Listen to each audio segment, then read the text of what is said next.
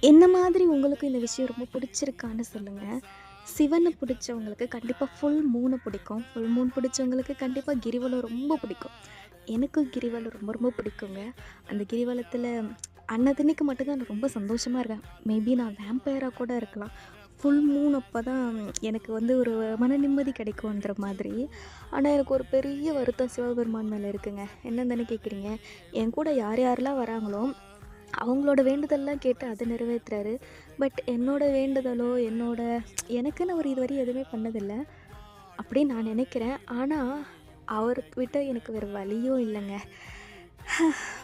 It's okay. அதெல்லாம் ஒரு சோக கதை. அதை விடுங்க. நான் இந்த சிவராத்திரி ரொம்ப ஆவலா எதிர்பார்க்குறேன். பார்க்கலாம் எப்படி இருக்குன்னு. ஓகே. மறக்காமல் என்னோடய சேனலை சப்ஸ்கிரைப் பண்ணிக்கோங்க. லைக் அண்ட் ஷேர் பண்ணிக்கோங்க. டாடா, பாய்.